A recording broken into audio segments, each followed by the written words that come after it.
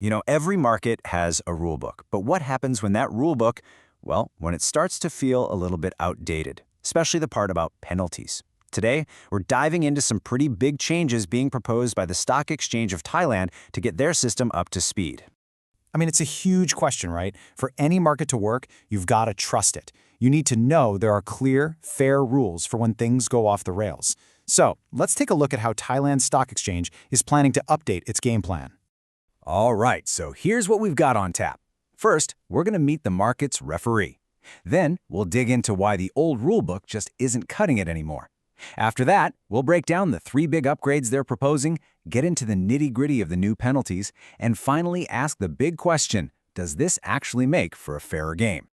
Okay, so to really get what's happening here, we first need to know who's blowing the whistle. Who's the referee in this whole story? So picture the stock market as this huge, high-stakes game. For any game like that to work, you absolutely need a referee calling the shots and making sure everyone plays by the rules. Well, in Thailand, that referee is the Stock Exchange of Thailand, or the SET. They're the ones on the field, making sure it's a fair game for everybody.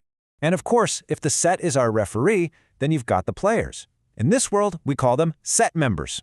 These are basically the brokerage firms and financial institutions, the ones actually out there making the trades and running the plays on the exchange. Okay, so we've got our ref, we've got our players, so what's the problem? Well, the rule book they're using. It's kind of gathering dust. It's definitely showing its age.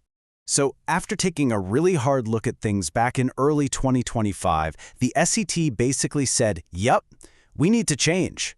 The big goal here is to build a new penalty framework that actually works. One that's proportional, where the punishment fits the crime, and that lines up with how things are done around the world today.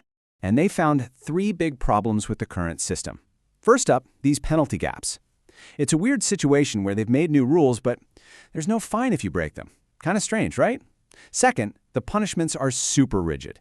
It's like a one-size-fits-all fine, whether it was a tiny mistake or a massive violation. And third, there's this risk of double punishment, where a firm gets hit with fines from multiple regulators for the very same offense. Ouch. So, to fix all of this, the SAT has come up with a pretty clear plan. It's got 3 main upgrades. Okay, so here's the game plan in a nutshell. First, they're going to expand the penalty coverage to plug all those gaps. Second, they're moving to penalty ceilings instead of fixed fines, which gives them a lot more flexibility. And third, they're putting a system in place to stop that whole double punishment thing. All right, so that's the high-level view. But what does this actually mean in the real world? Let's break these down one by one. Proposal number 1 is probably the easiest to wrap your head around. Just close the gaps. The SET wants to add actual fines for breaking some of the newer rules, especially around cash trading. The idea is simple. Every single rule needs to have some teeth. And here's a real-world example of what that means. Let's say a firm fails to set the right trading limits for a customer. Under these new proposals, that could lead to a fine of up to 3 million baht. Suddenly, there's a very clear price tag for not following the rules.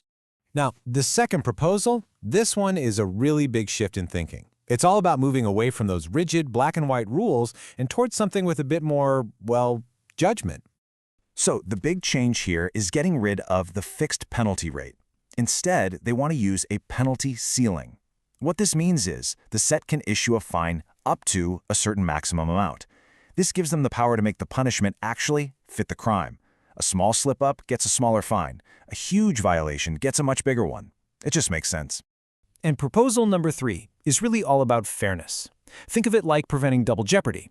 It's designed to solve that problem where one mistake could get a firm punished over and over again by different regulators. The process they're proposing is pretty logical. So let's say a firm messes up, and another regulator, like the SEC, already comes in and hands down a punishment. Well, the SET will actually look at that punishment that's already been served, and based on that, they can decide to either lower their own penalty or maybe even waive it completely. It's a way to make sure the punishment isn't just piled on unfairly. Okay, so we've been deep in the weeds with all these technical changes. Let's zoom out for a second. Why does any of this matter? What's the bigger picture here for everyone involved in the market? I think the SET's own consultation paper puts it perfectly. They say the goal is to ensure that punishments are appropriate. See, it's not just about handing out fines left and right. It's about making sure the penalties actually help achieve the real goal, a healthy, trusted, and well-run market.